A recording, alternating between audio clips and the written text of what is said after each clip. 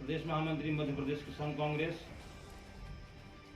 और कल जो कमलनाथ जी के बयान को तोड़ मड़ोड़ कर दिखाया गया, उससे मैं बड़ा दुखित हूँ।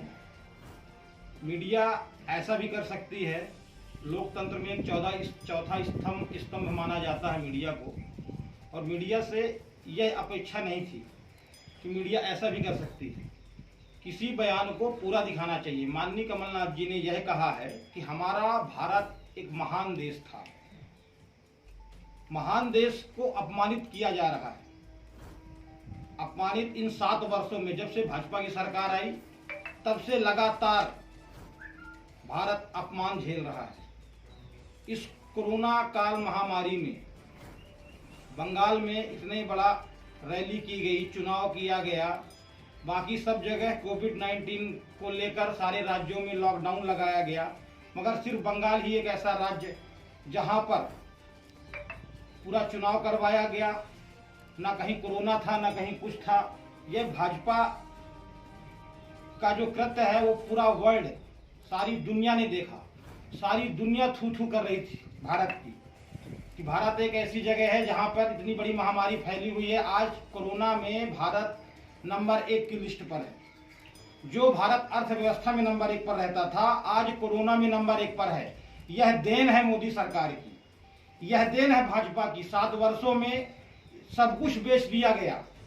जो 70 वर्षों में प्लेटफॉर्म बनाकर खड़ा किया गया था, जिस पर यह भाजपा खड़े होकर आज चिल्लाती है कि कांग्रेस ने 70 वर्षों में क्या किया, तो कांग्रेस ने 70 वर्षों में वो किया है जिस पर आप खड़े होकर चिल्ला रहे हो।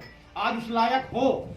जब आप यहाँ वहां घूमते थे, जब आप उस लायक नहीं थे, तब कमलनाथ जी देश का प्रतिनिधित्व करते थे। कई बार विदेशों में उन्होंने भारत का प्रतिनिधित्व किया है, भारत का मान सम्मान बढ़ाया है।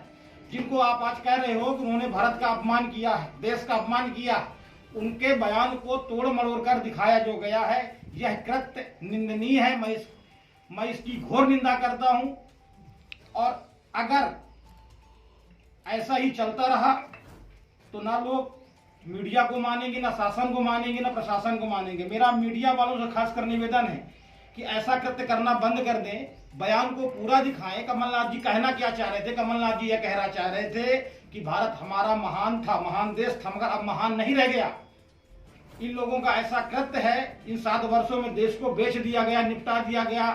मैं बार बार वही चीज बताना चाह रहा हूं आपको। और दूसरी चीज, मैहर में अभी कमलनाथ जी के जाने के बाद कुछ चोर टाइप के, दलाल टाइप के लोग अपनी टीआरपी बढ़ाने के लिए वहां गंगा जल लेकर, उल्टे हाथ से गंगा जल लेकर गए, उल्टे हाथ से लेकर उसको छिड़का, वहां पे नौटंकी कर रहे हैं कि हम शुद्ध कर रहे हैं, अपवित्र हो गया रेस्ट हाउस।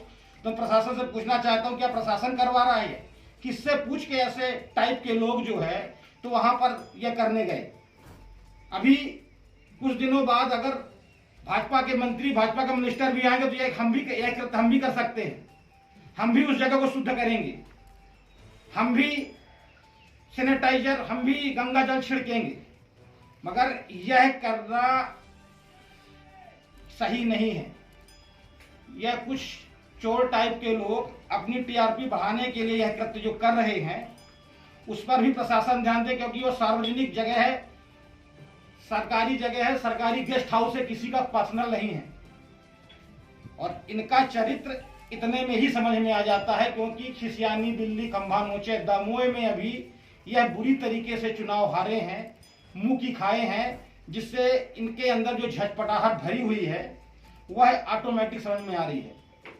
माननीय कमलनाथ जी, इतना संघर्ष करने के बाद 15 वर्ष इस भ्रष्टाचारियों की सरकार थी, उसको गिराने के बाद हमने कांग्रेस की सरकार बनाई, और हमारे कुछ लोग जो धोखा देकर भागे, जिससे सरकार हमारी गिरी। उन 15 महीनों में कमलनाथ जी ने वो ऐतिहासिक काम किए थे जिससे भाजपा के लोग डर गए थे, भय हो गया था।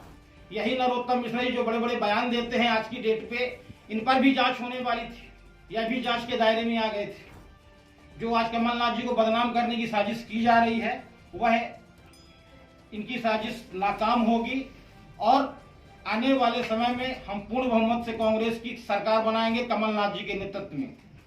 मैं इन्हीं शब्दों के साथ अपने आप को विराम देता हूं। चूंकि मन में कुछ दर्द थी, पीड़ा थी, इसलिए मैं आया, आप लोगों से बातें शेयर की।